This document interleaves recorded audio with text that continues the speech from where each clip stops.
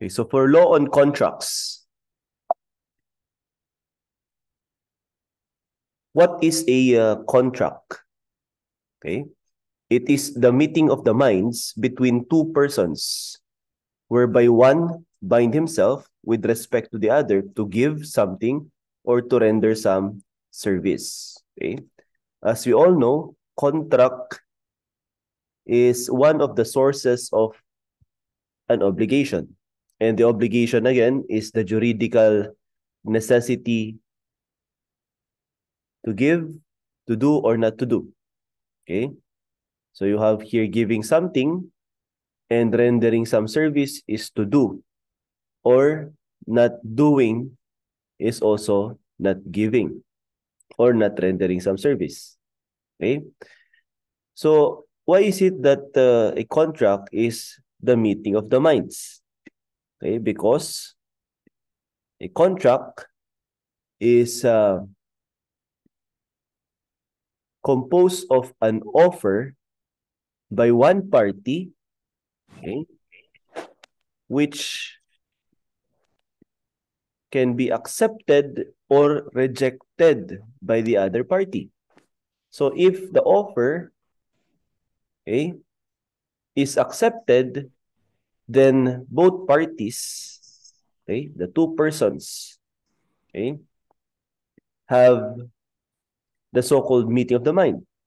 Okay, if say for example, I will offer to sell a bench watch to say for example Sir Richmond for 2,000 pesos, but Sir Richmond uh, did not accept, rejected the offer, so we do not have a meeting of the mind. We do not have a contract. Okay. However, if Sir Richmond, instead of rejecting, he said, I will accept, okay, the offer. However, can I ask for a discount of 500 pesos? So instead of 2,000, okay, the price will be 1,500. Okay. Though there is an acceptance, this acceptance is considered as qualified acceptance. Okay. And a qualified acceptance, okay, unless agreed or accepted by the offeror, there is no meeting of the mind yet. So in that case, there is no contract. But if I agreed, okay, to a 500 peso discount, then this qualified acceptance known as a counter offer, okay, counter offer, okay, will now be considered as a contract. Okay, there is now meeting of the minds. Okay, now a contract has essential elements. No, we're going to discuss this later, but I will give an overview. We have again the consent. Okay, the object, and the consideration. So in order for a contract to be, okay, perfectly valid, or in order for a contract to exist, okay, the following elements are essential. Okay? Without this, there is no contract. Okay? Consent is the meeting of the mind. Okay? It is the acceptance of the offer. Okay? That's consent. Giving consent. As to what? As to the object. Okay? Like in our example, it is the bench watch. And consideration, it is the price. Okay? Or what is in exchange, okay, for this particular object, or sometimes known as prestation. Okay, prestation. Okay? If the consideration is in the form of money, then it can be, okay, paid through money, or it can also be through rendering some service, or instead of rendering some service, giving a thing. Okay? You can give something in exchange for this particular object or prestation. So this kind of contract, if the essential elements are COC, is known as consensual contract. Okay? It means that by mere consent, there is an existing contract. Okay? However, later we're going to discuss another kind of contract, which is a real contract. Okay? Which requires as additional element to perfect a contract. Okay? It requires delivery. Now, as a rule, the contracting parties may establish such stipulations, clauses, terms, and conditions as they may deem convenient. So, we all know that contract is the law. It is the law between the contracting parties. Okay? So, if it is the law between the parties, they can stipulate, okay, whatever they want, agree on something, clauses, terms, and conditions. Say, for example, they can stipulate in their agreement, particularly in contract of sale, that the buyer will pay, okay, the consideration or the price with this particular payment terms, no? 20% down payment, and the balance is paid for 5 months. Okay? Or they can also stipulate in a contract of lease, okay, that the lessee, okay, any clause or terms is prohibited from conducting a sublease. Okay, so the lessee cannot sublease the property or the apartment, etc. Or as a condition, say for example, in a contract to sell, it's a different contract, okay, as opposed to contract of sale. So there's a difference. No? Contract to sell means the party, okay, seller or the vendor, okay, would be vendor, will only sell the property if the vendee or would-be buyer will meet this certain condition. That's why it's conditional sale. Okay. So, for example, the usual condition is full payment. Okay. If the vendee or buyer fully paid the price of the said object, then they will enter into a contract of sale. Okay. However, take note, since the contract is the law between the parties, okay, whatever stipulation, clauses, terms, and condition will be respected, will be in effect as long as, okay, these stipulations are not contrary to L, law, M, moral, C, customs, P, public order, or P, public policy. Okay? So, LMCPOP. Example, okay, in a contract of sale of a land, okay, they can stipulate that the price of the land is 5 million. They can stipulate that the land is located in Quezon City. Okay, they can stipulate the payment terms, 20% down payment, and the balance payable in 5 years, okay, etc. Okay, but they cannot stipulate something that is contrary to law. Okay?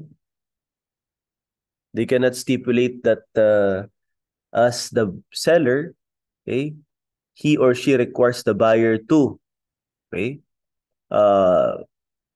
pay in the form of illegal drugs. So that's contrary to law. Okay?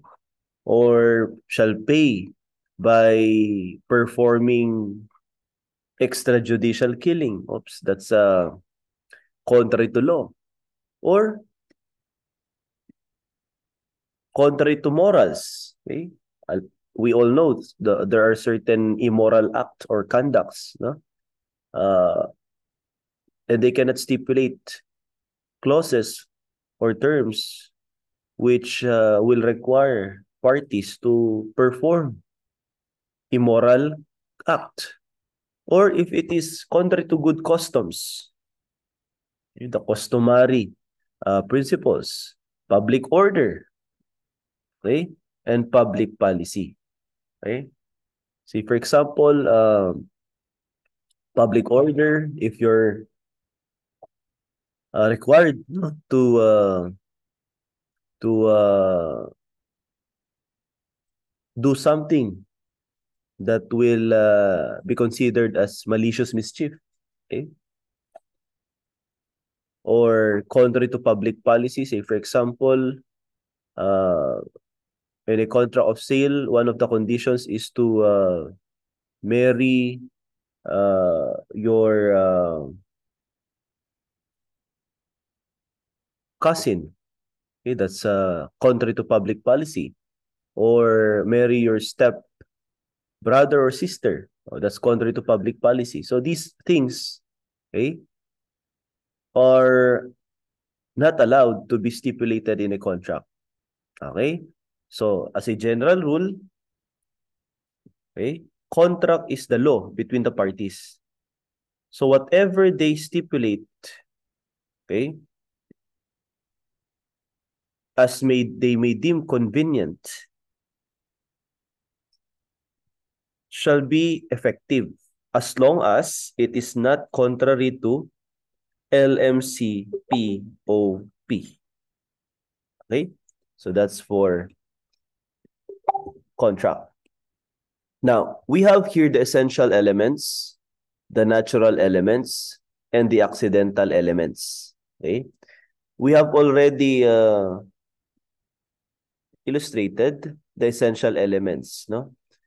These are necessary, okay, for the very existence in order for us to identify whether there exists a contract or not, or none. Okay? These elements should be present. It's essential. COC. Now, if the contract is a real contract, it requires additional element for it to be perfected, delivery. The contract is inexistent in the absence of any of the elements. Okay, that's essential. Okay, in order for you to know whether the contract is perfected. Okay, perfected. Now, there are certain contracts that after perfection, it is impliedly, okay, imputed or included in the contract, even without agreeing to it, without, okay, expressly, okay, stipulating, okay, or expressly consenting, okay, to it. Okay, that is the so-called natural element. Like say, for example, we have warranty. Okay, there is an express warranty, yes, but there are certain warranties known as implied warranties in a contract of sale. Okay, wherein the parties, upon perfecting the contract, will also be, okay, liable or obliged to warrant the sale. So natural elements, these are not essential for the existence, but are presumed implied to exist, okay, in certain contracts unless a contrary is stipulated. Okay, so this is implied. Okay, this is presumed to exist with the perfected contract. However, accidental element these elements are included in the contract, okay, or it has an effect because it is expressly stipulated or stated in the contract. So, natural element implied, while accidental elements, these are expressly stipulated. So, this exists only when the parties expressly stipulates for them. Like in a contract of lease or lease contract, okay, definitely the lessor uh, for a certain price known as rent will allow the lessee to occupy the property. Okay? And there is meeting of the mind between the lessor and lessee if they agree on the object, what particular property or apartment, okay, or say for example car, okay, and how much will be the rental fee. So the essential elements are already present, COC. So there is already a perfected contract. But the parties can stipulate, okay, expressly state additional element like the prohibitions or conditions on the part of the lessee in utilizing the property, as well as the payment terms, okay, as well as the obligation of the lessor, responsibilities of the lessor. So these things can be expressly stipulated, and these are accidental element of a contract. These are terms and conditions that are not contrary to law, moral, good customs, or public policy or public order. Okay, so these are the essential element, natural element, and accidental element.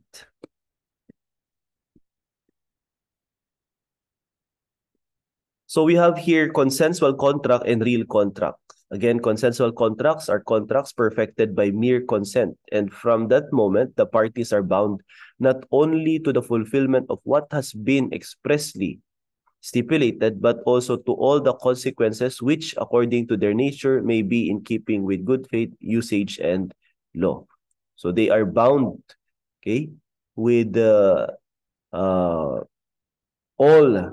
the stipulations, okay, and consequences of these stipulations, okay.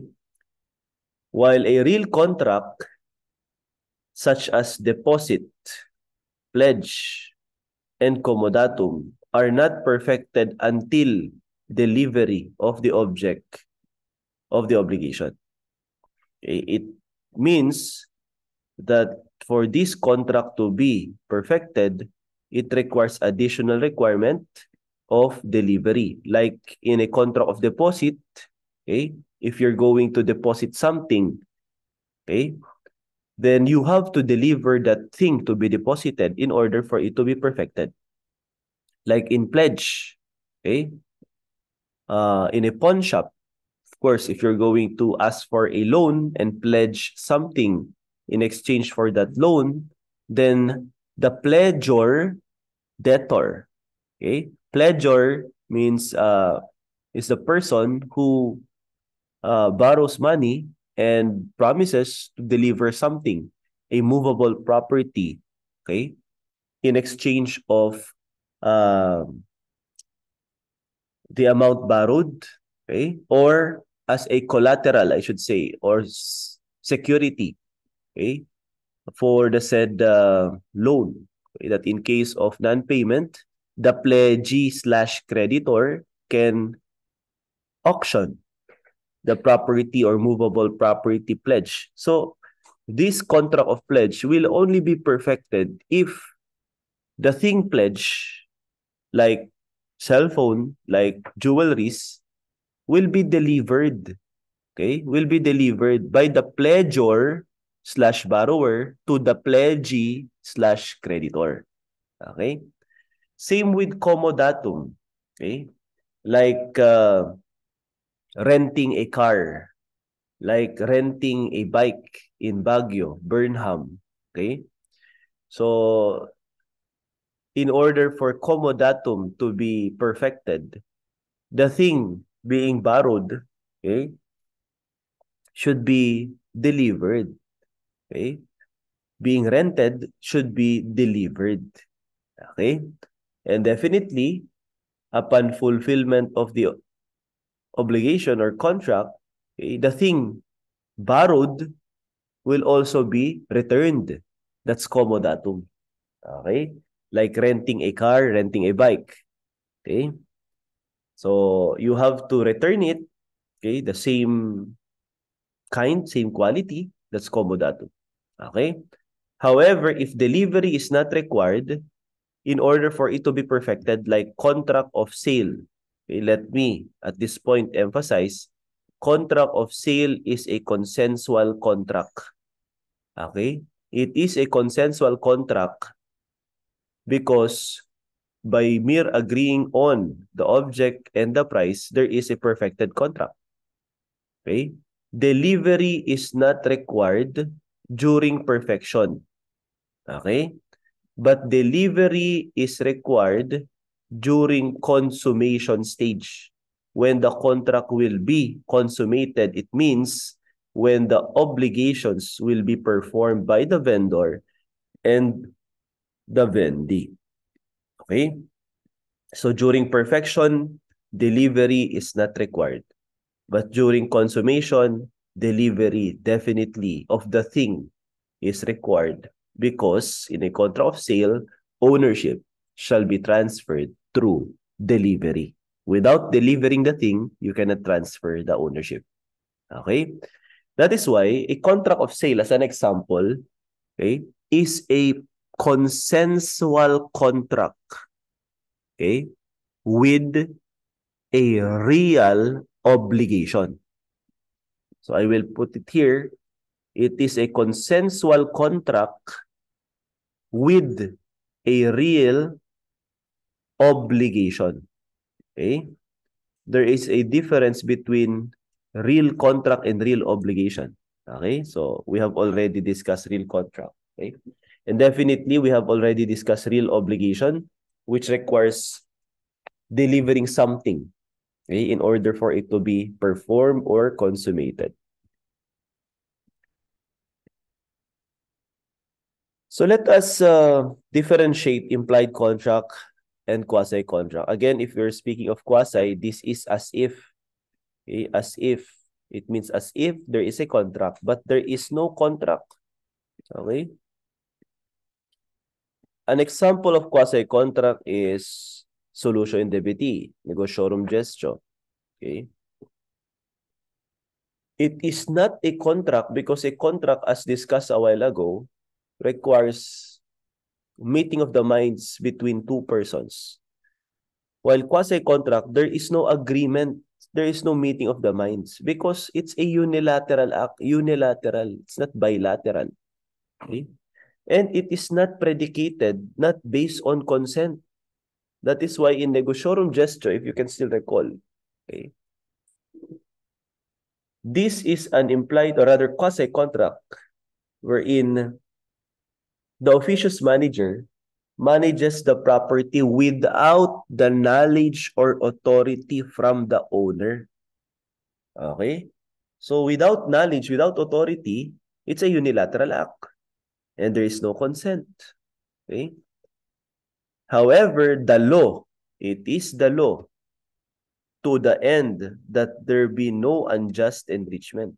So no person shall be unjustly enriched at the expense of the others.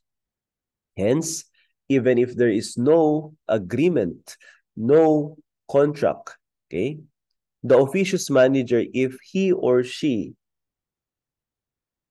incurred cost or expenses in managing the property, the owner shall, as required by the law, not by the agreement, reimburse, okay, these costs or expenses because the owner benefited from the said management of property.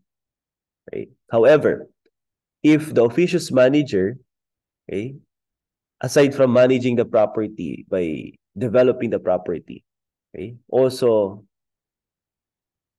okay, take advantage of the property by using it in a business, then any revenue or profit derived therein, okay, even without agreement with the owner, the officious manager is also obliged to share this revenue or profit with the owner.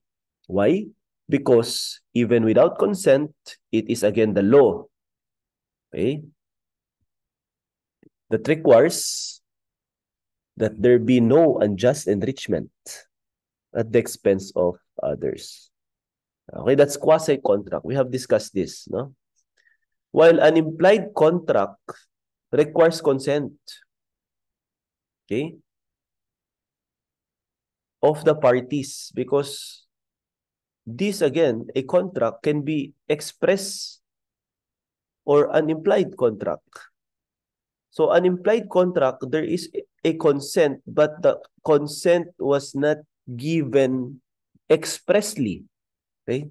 It is through the conduct or act of the parties which shows that there is a perfected contract. And the basis is not the law, but the will of the parties. Okay? The parties consented to it. Say, for example, okay, Juan de la Cruz is in need of a carpenter. Okay? And painter. Okay? Juan de la Cruz offered to his friend Pedro Penduco, okay, 50,000 pesos as a contract, okay, to paint the house of Juan de la Cruz. Okay? Example lang, no? However, Pedro Penduco did not yet give his consent to the offer. So there is an offer. Okay? There is an offer. Juan de la Cruz is offering 50,000 pesos to paint and fix, okay, whatever is required to be fixed in the said house, but definitely to paint the house. Okay? All materials will be purchased by Juan de la Cruz. Okay? And Pedro Penduco, if he will accept, okay, the contract, there is 50,000 consideration to be paid by Juan de la Cruz. Without expressly accepting, okay? Say, for example, Pedro said, I will think about it. Okay? I will check my schedule if I can still accept or manage to do it. Okay? So there is no express consent. So there is no express agreement. And there is no contract yet. However, okay, Juan de la Cruz said, okay, in case you'll decide to accept the offer, just be there, okay, at 8 o'clock. Otherwise, tomorrow, we'll offer the same term with Carlo, okay, my other friend. And so Pedro, okay, initially did not accept the offer. Okay. However, the next day at exactly 8 a.m., Pedro, okay, went to the house of Juan de la Cruz, and by his presence, okay, asking where are the materials to be used and what particular area in the house will be painted, then that is an implied contract. That is an implied consent. Okay? And there will be a contract meeting of the mind between Pedro and Juan de la Cruz. Okay? So that's an example of implied contract. Okay? There is no express agreement. Okay? There is no written, okay, agreement or in that particular form, but through the act or conduct of the parties, there is an implied contract. Okay? So take note of the difference between implied and quasi-contract.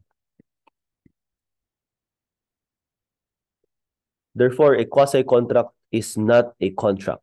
Okay? While an implied contract, it's a contract. Determination of performance. How to determine whether the obligations has been performed, okay, by the parties. The contract must bind both, okay, contracting parties, and its validity or compliance cannot be left to the will of one of them.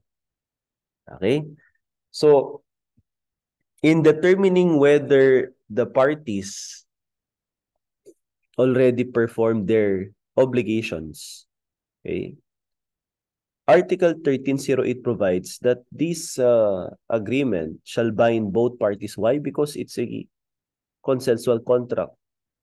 It's a bilateral contract. And the validity or compliance cannot be left to the will of one of them.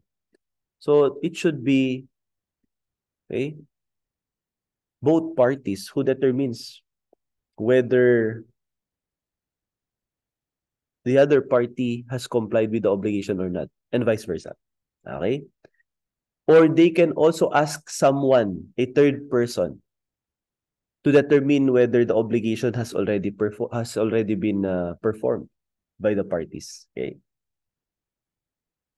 The provision in Article 1308 expressly provides that it cannot be left to the will of one of them because it might result to bias.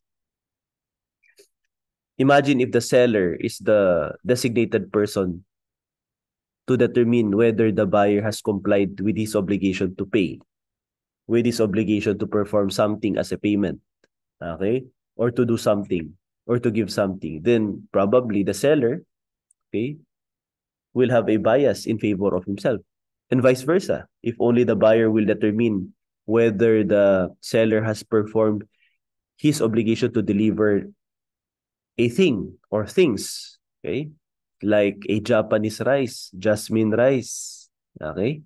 So these things may be determined by the buyer himself only, then, okay, it is not allowed, no, by the provision. But if the determination of the performance may be given or left to the third person, okay, it is allowed. Okay, so let us ask our friend Carlo, okay, instead of Juan de la Cruz as the buyer or Pedro as the seller, okay, they can agree, okay, to ask their friend Carlo to determine whether they have performed their obligations, okay, based on their agreement. Okay, so that's one. But definitely, in item number 1, the parties, since the contract will bind both of them, okay, the compliance, okay, may be determined by both of them.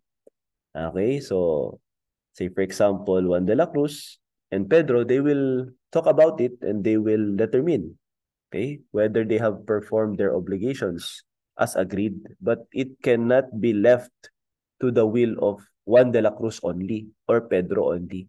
Okay, so take note of that because it might create bias. Now, in case they agreed to let the third person, their friends, okay, determine the performance of the obligation, will it be binding? Yes. The decision of third person shall be binding, okay, if made known to them.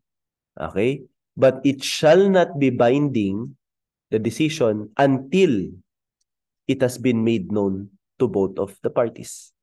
So as long as the third person, okay, having a decision and informing his decision to both parties, then it will be binding to both of them. Okay? Failure to do so will not affect or will not bind the seller and buyer, the parties. Okay?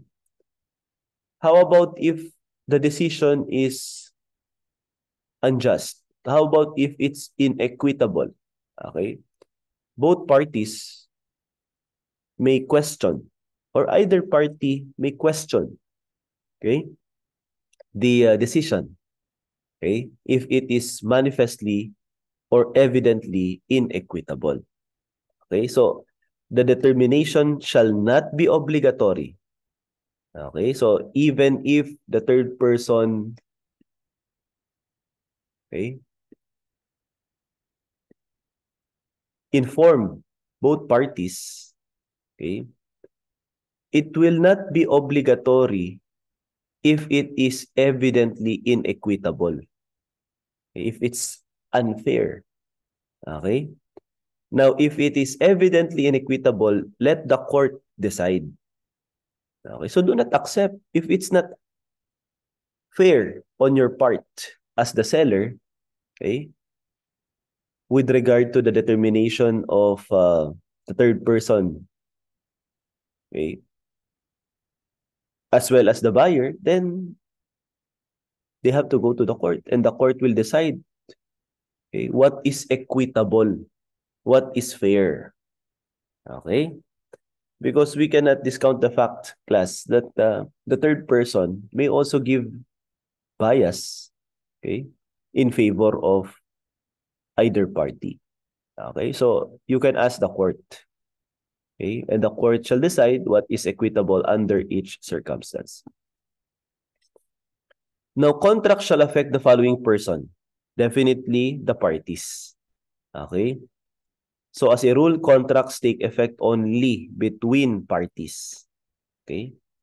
Their assigns, so if there is an assigner, assignee, and their heirs, okay, legitimate heirs, okay, except in case where the rights and obligations arising from the contract are not transmissible, okay, by their nature, it cannot be transmitted by stipulation or by provision of law. Example of right and obligations that are not transmissible is debt, okay, debt.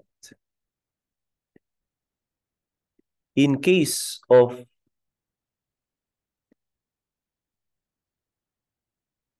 death of a dissident, the heirs, okay, heirs upon the death of the dissident will only accept their inheritance from the gross estate of the dissident after deducting, okay, the claims against the estate known as the debt. Okay. Now, in case the estate is not sufficient to pay the claim against it or the debt or claim of the creditors,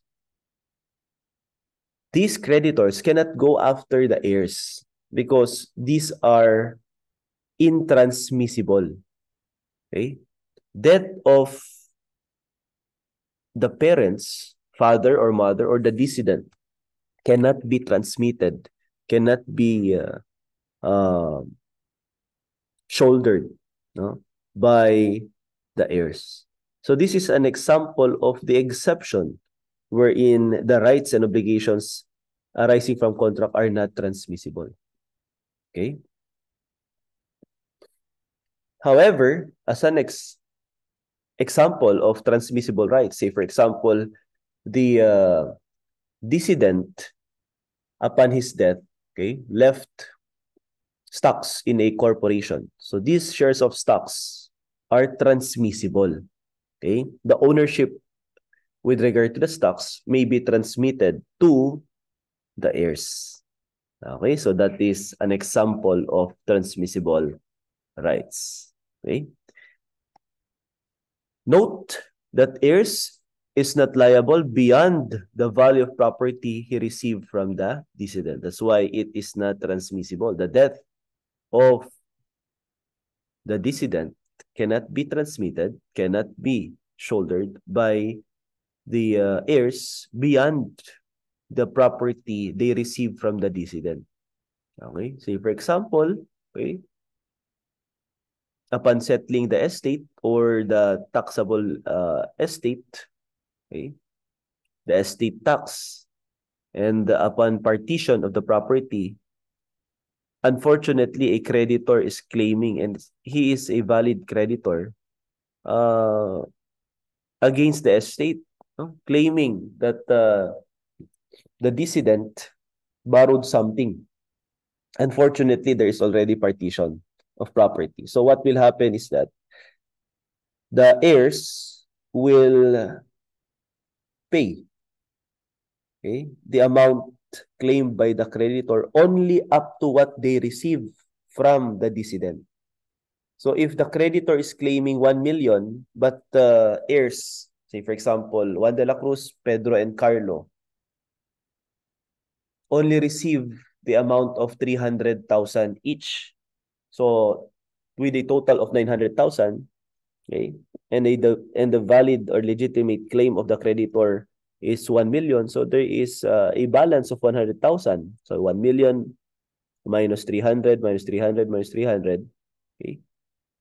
So 100,000 balance or unpaid balance cannot be, okay, cannot be uh, enforced by the creditor against the personal property of the heirs, because these kind of debt, okay, are not transmissible, okay, legally, okay, but in real life scenario, okay, the heirs can still pay just to quiet the issue, okay, so that the loan or the balance of debt of their parent or the decedent, okay, will no longer be considered as an issue. It will not be the talk of the town, no?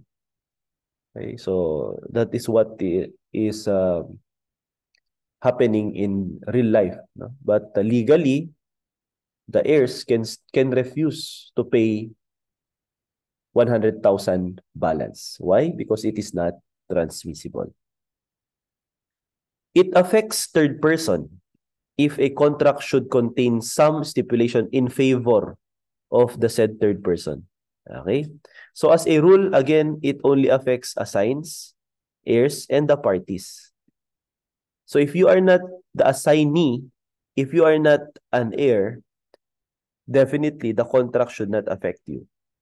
If you're a third person, not the party, not the assigned, not the heir, it will not affect you. Except if there is stipulation for atrophy. Okay? Stipulation for atrophy in favor of third person. Okay? Say for example, in a contract of insurance, okay, there is the so-called insurer who assumes the risk of loss. Okay? And there is an insured.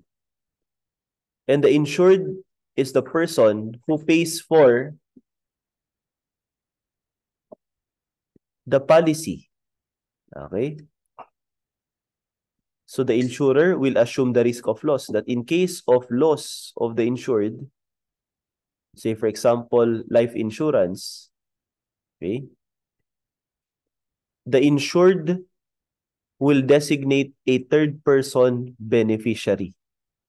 Not necessarily the heir, but usually in real life situation, the insured will designate his or her heir, okay, legitimate heir, to receive the proceeds from the insurer in case of death of the insured. Okay? So the parties who agreed to the contract are insurer and insured. And this third person, assuming he is not an heir to, okay, or an heir of the insured, then he can still be designated as the beneficiary. And this is an example of stipulation por atrui. Okay? An agreement in favor of a third person. Okay? So that is stipulation por atrui. Okay? Now, this stipulation should not be incidental. Okay? It should not be an incidental agreement. It should be part of the agreement, and the stipulation should be definitely accepted by the third person. Okay? Okay, so again, for the perfection of contract, to emphasize consensual contract and real contract, it is perfected by mere consent, and this is perfected until it is delivered, okay, or upon delivery.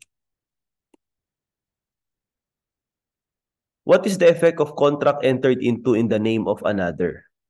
Okay, so can you act as an agent of another person? Yes, as long as you're given a special power of attorney. Until you are authorized to do so, okay, you can represent someone. No?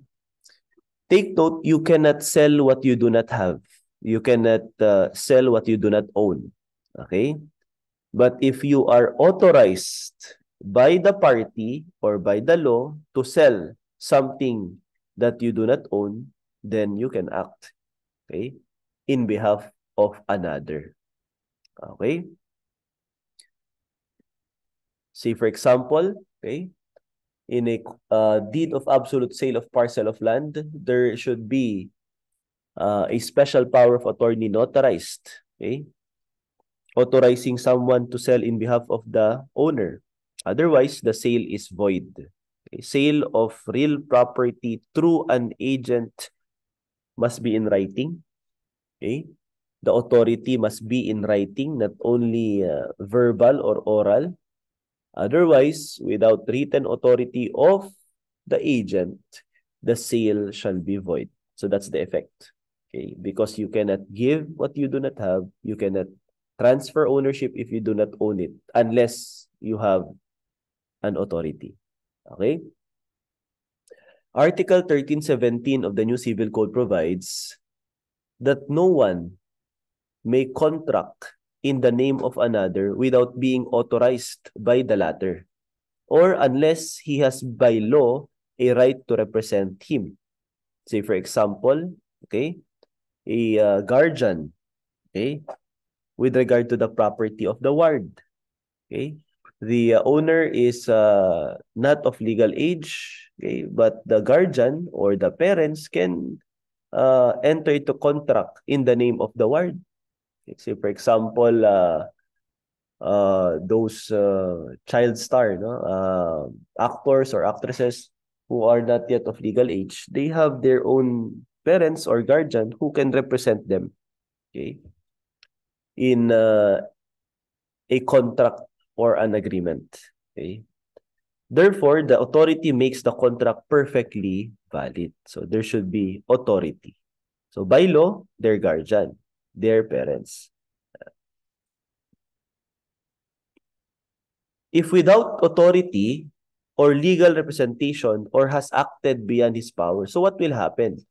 Definitely, if you have no authority or legal representation, you cannot represent another person. Okay? And it can be unenforceable. Okay? Contract entered into without authority is unenforceable.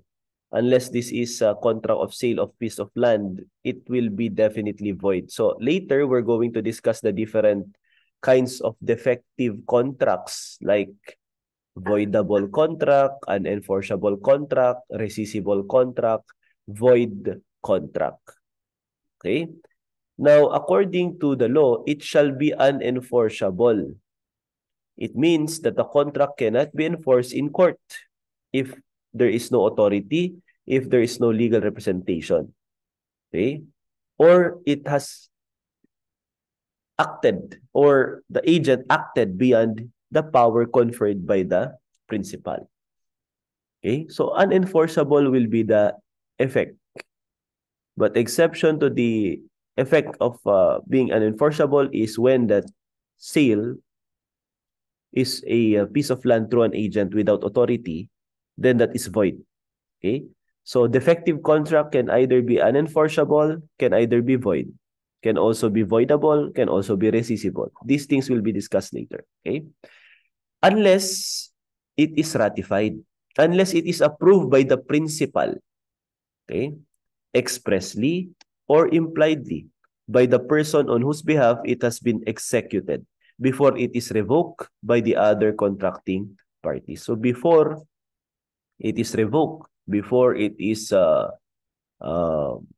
rescinded, okay, or before it is disregarded by the other party, okay, the principal ratified the unenforceable act. Say, for example, okay, what has been given to an agent is the authority to lease, okay, or to rent, okay, the car or the property. But instead of renting or leasing the said property to another person, the agent sold the property. Okay? To the surprise of the principal, okay, upon knowing that the agent sold the property, say for example, for 1 million, the principal can disregard that, okay, and can order the agent to return, okay, return the payment and to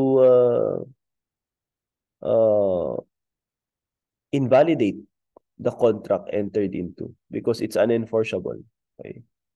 However, if the principal, instead of ordering the agent to return the payment received from the buyer, okay, and canceling the sale, considering that it's unenforceable, the principal instead accepted, okay, accepted the payment. Okay? So it is an implied ratification. Okay?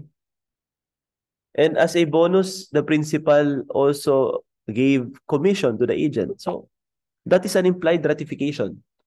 So the contract now is no longer unenforceable. Okay? It is now perfectly valid. Okay? So that's an example of implied ratification. Same with express. So if it's expressly ratified, okay, there is an agreement, okay, there is a subsequent instrument issued ratifying the contract. So that is perfectly valid. So take note, you cannot act without authority. Okay, you cannot produce a valid, perfectly valid act without authority. It will be a defective act, okay, or contract, depending on whether it's unenforceable or void. Okay. Again, we have the essential requisites. We have discussed this. Consent of the contracting parties, object certain, which is the subject matter of the contract, and the cause of the consideration, which is established, COC. Okay. Article 1318, there is no contract unless the following concur. With regard to consent, it is manifested by the meeting of the offer and the acceptance. We have discussed this. Okay, upon the thing and the cause which are to constitute the contract. The consent, okay, must be freely, take note, no? Freely, voluntarily, and intelligently given. Okay, so take note of this. If the consent was given freely, voluntarily, and intelligently, then it will produce a valid effect. But if the consent was not given freely because there is a violent act, okay, or violence committed, or intimidation, intimidated, or it was not freely and voluntarily given because there is fraud, deceit, or error, or undue influence, or it was not given intelligently because the person giving is insane. Okay? An emancipated minor. Okay? So these things will affect consent. And if the consent, again, was not freely, voluntarily, and intelligently given, it will produce a defective contract. And the defective contract produced will be the so-called voidable contract. And a voidable contract is valid, still valid, until it is annulled. So there is a chance for the parties to, okay, declare the said contract void through annulment. Okay, so that's the effect.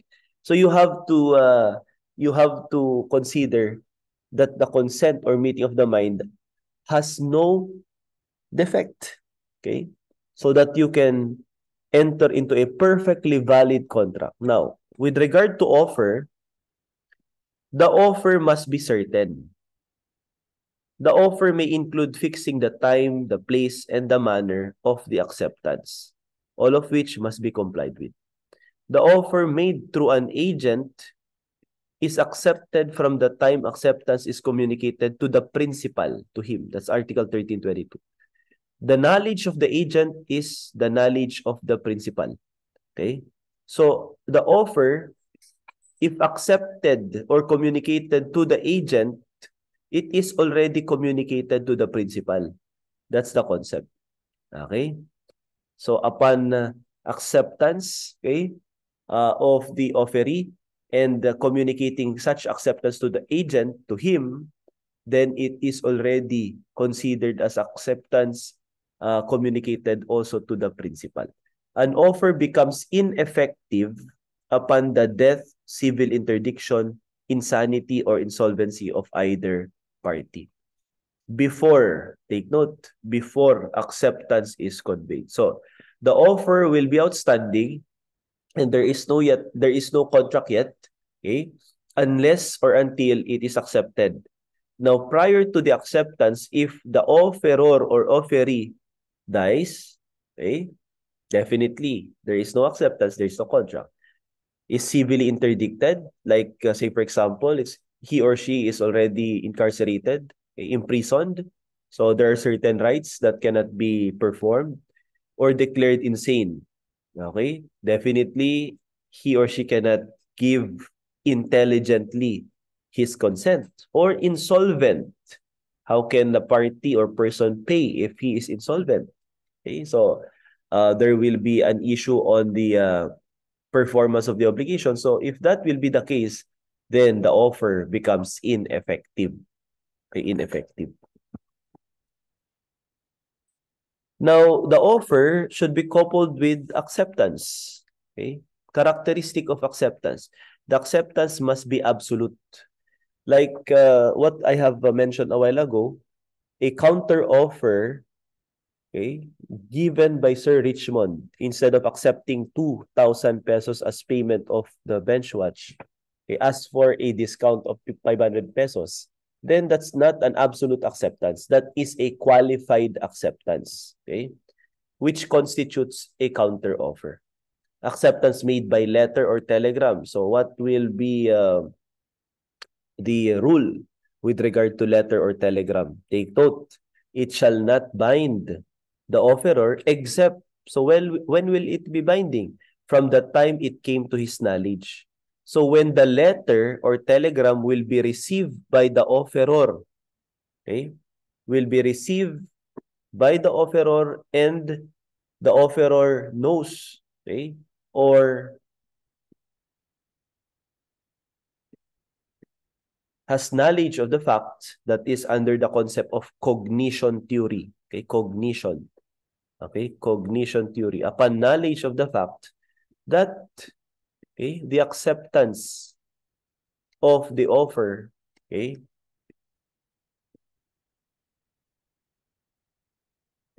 or that the offeree accepted the offeror's offer, then even if it's through Telegram,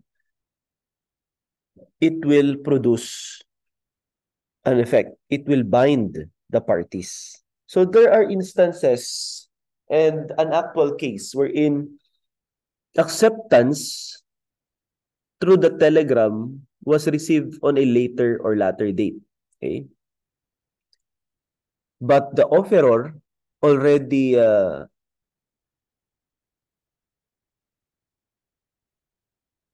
provides for another offer or has already accepted payment from another person. Okay? So if that will be the case, the cognition theory will be in effect. Okay? The contract in such a case is presumed to have been entered into the place where the offer was made when upon knowledge. But prior to knowledge of the fact of acceptance through letter or telegram, the offeror has already sold the property to another person. So who will be the legitimate buyer in that case? Okay? So that will be the issue. And the law provides that prior to accepting the letter of acceptance, okay, it was already transmitted or transferred to another person. So it will produce no effect. It will not bind the offeror in that case. Okay? Because it has already been delivered or sold to another person. However, if in case that the letter or telegram was received by the offeror prior to sale to another person, then cognition theory provides that it is already binding, that there is already perfected contract of sale between the offeror and the offeree. And any subsequent sale to another person is considered as breach of contract. Okay, so that's the effect in case a letter or telegram will be used in accepting. Okay, so take note of that. Acceptance may be expressed or implied, like what I have illustrated a while ago when Juan de la Cruz asked his friend Pedro Penduko to paint his house. Okay, and Pedro Penduko said, I'll think about it. Then the next day, Pedro Penduko went, okay, to the house of Juan de la Cruz and asked for the materials to start with the painting. So it is an implied acceptance. Okay? But if Pedro Penduko, instead of saying, I'll think about it, accepted, okay, and entered into an agreement, they signed a contract, then that's an express acceptance. Like say, for example, in a contract of insurance, the insurer transmitting a policy to the insured, and the insured upon signing and paying the so-called premium, okay, insurance premium for the year, then that is an express acceptance. Say, for example, your professors, no, in conducting lecture, okay, they can at the start of the class they can reject or accept the contract of employment, okay, with the school, but prior to signing the contract, okay, or without yet signing the contract, they already conducted a lesson. So that's an implied acceptance of the offer of the school. Okay. But again, express acceptance. Okay. They can also sign the contract indicating their teaching load, indicating their hourly rate, okay, their responsibilities, duties as a faculty member, and of course, the duty and responsibility of the school. So acceptance. So let's proceed to option contract. What is an option contract? An option contract, as opposed to, okay, a contract requiring earnest money, okay, in a contract of sale. No? Option contract is a contract that requires to have an option money. Okay, in order for the contract to be in effect, okay, and to secure, okay, an option period, the offeree should give a consideration known as option money to secure the period. Without this option money, the offeror, okay, can offer the same thing to another person. And the offeree, okay, cannot secure a certain period for him or her to decide. Okay? So, you have to determine whether the option contract has an option money, okay, paid by the offeree, or there is no option money paid by the offeree. If there is a consideration, then there will be an option period or offer period. Okay? But if there is no option money paid, there will be no option period. Okay? Then anytime the offeror can sell, can offer the same thing to another person. But in case that there is an option money given or paid by the offeree, okay, the offeror can only sell or offer the same thing after expiration of the option period. Okay? But in reality, the offeror can still sell, but the offeror will have to bear the risk of breaching a contract. And what contract is that? That is option contract. Okay? So if the offeror will sell the same thing before expiration during the option period to another person, okay, then the offeror will be held liable for breach of contract. And what particular contract again? It's option contract. So when the offeror has allowed the offeree a certain period known as option period to accept, okay, the offer, okay, say for example, Sir Richmond offered Sir Chris, okay, to sell his car, a Toyota Fortuner with plate number ILY 143. But Sir Chris, okay, said that he will think about it. And Sir Richmond offered Sir Chris 1 week to decide.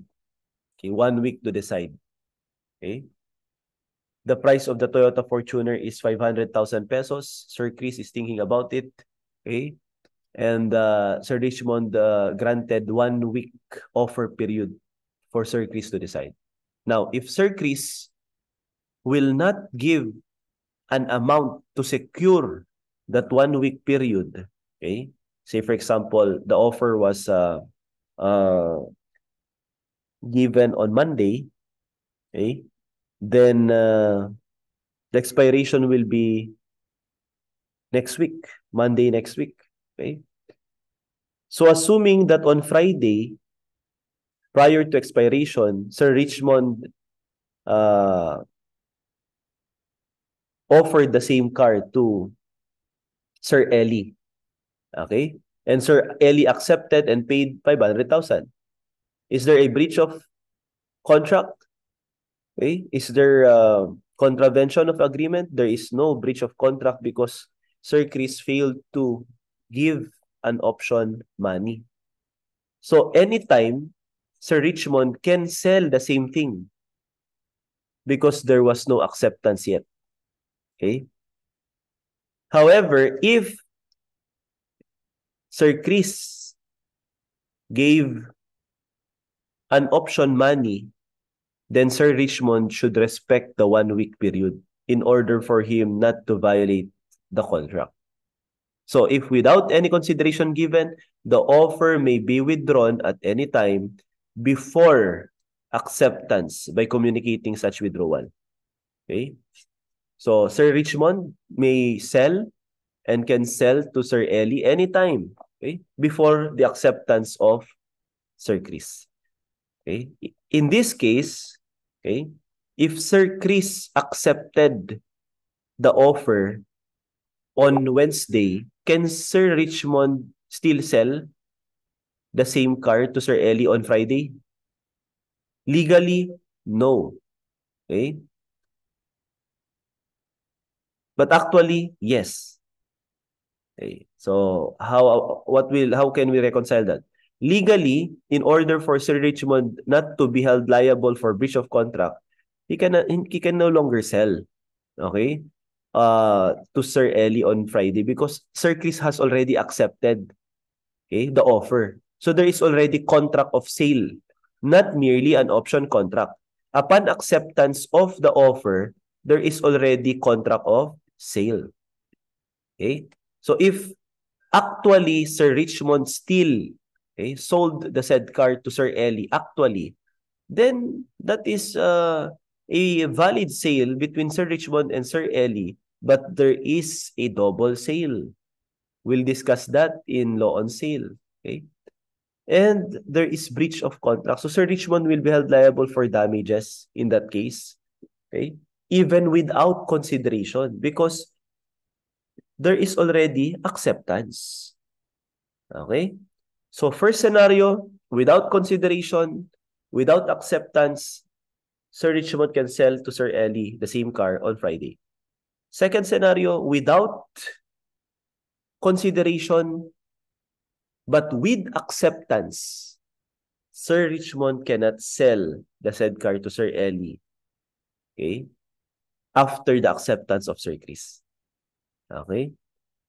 But if Sir Ellie accepted or purchased the car not on Wednesday, but on Tuesday, earlier than the acceptance of Sir Chris, Sir Richmond can validly, actually, and legally do it because it has no consideration. There is no option money given by Sir Chris. Okay. However, when the option is founded upon a consideration, okay, the offer may only be withdrawn after the lapse of the period to accept. Otherwise, the offeror shall be liable for damages. So this is, okay, the summary. So if Sir Chris gave an option money of 100 pesos, option money of 5,000, okay? Question, is the option money considered as down payment? No, it is a separate consideration. It's not a down payment. That is not considered as an earnest money. Okay? Option money is different from earnest money. Okay? So option money is not a down payment. Okay? So take note of that. Earnest money is a down payment. So if Sir Chris paid 5,000 to secure the 1 week period, so Sir Richmond is prohibited to sell and offer the same thing to another person for a period of 1 week because the offer may only be withdrawn after the lapse of the period to accept. Assuming that after 1 week, Sir Chris did not accept the offer, what will happen to the 5,000 pesos? It will not be part of the down payment. It will not be refunded. Okay?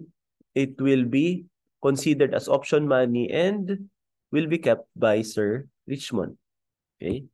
What will happen if, assuming that the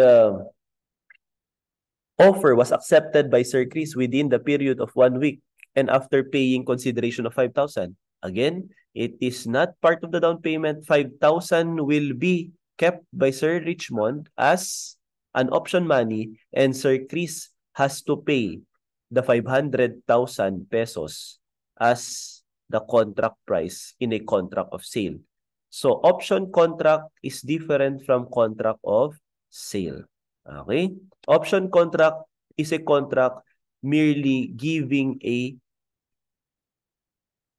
an option, merely giving an opportunity on the part of the buyer to accept or not to accept the offer. Okay? To secure, okay, the option or the offer, you have to pay a consideration or you have to accept prior to a subsequent sale to another or offer to another person. Okay? So take note of this. Okay. So this is with regard to option contract.